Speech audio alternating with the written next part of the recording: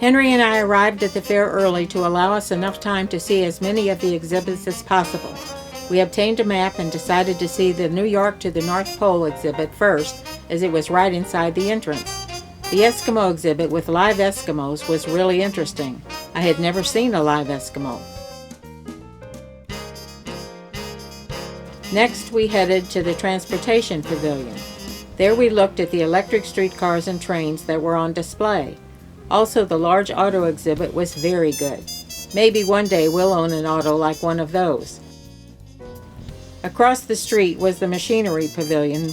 Not my first choice, but Henry wanted to see it, so we went there. He enjoyed seeing the large machines, especially the electric steam turbine. We decided to take a boat to the Grand Basin. The boat cruise through the canals was great fun.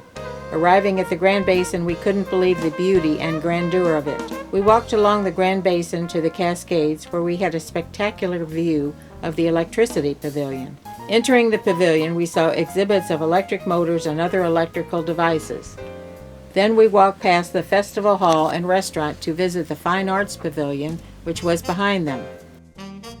The exhibits there were very good, with ancient art objects from many countries. We really could have used more time to see all the displays there.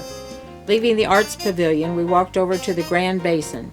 Standing by the buffalo statue and looking across the basin, we could see the spectacular Education Pavilion. The prehistoric animals exhibited there were something to behold. I'm glad they were around before my time.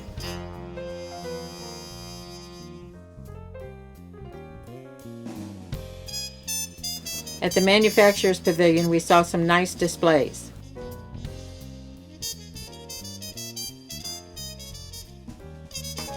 We visited the Liberal Arts Pavilion. I enjoyed the typewriter exhibits, thinking I would like to get one sometime.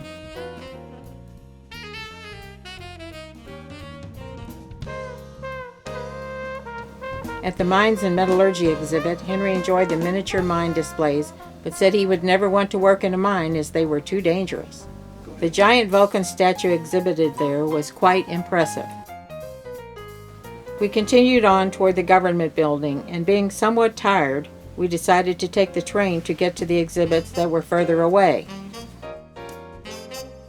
We rode past the exhibits for most of our 45 states and 3 territories, but there were so many that we didn't take the time to visit them.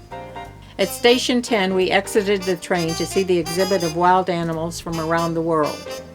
We had lunch at a little lunchroom nearby, and then walked over to the Horticultural Pavilion. An interesting exhibit there was from California. It was a full-size elephant made from almonds. Leaving the pavilion, we continued past the large floral clock to the Agriculture Pavilion.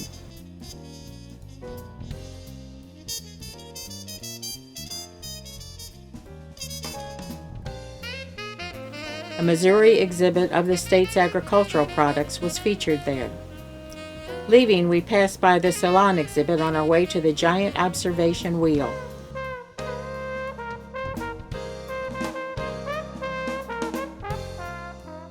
The wheel was really big.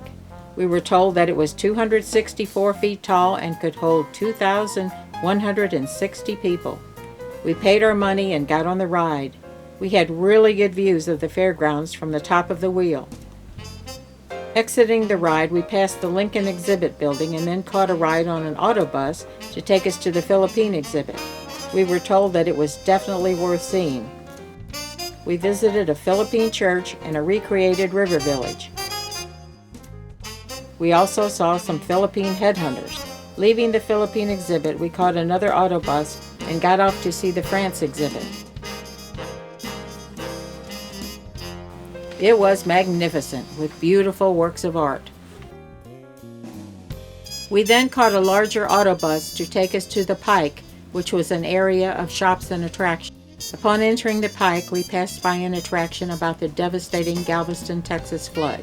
Continuing on, we passed by an unusual attraction showing the homes of cliff dwellers. We entered the China exhibit and enjoyed it. We passed by the Creation exhibit and entered the Japanese exhibit. We admired the beautiful gardens on display there. We passed by the Spanish and the Under and Over the Sea exhibits. We would have liked to visit them, but there just wasn't time to see everything. We stopped at the Tyrolean exhibit, which was at the end of the pike, and it was breathtaking. We had dinner in their large dining room. It was starting to get dark, but I wanted to pick up a souvenir before we went back to the Grand Basin for the light show.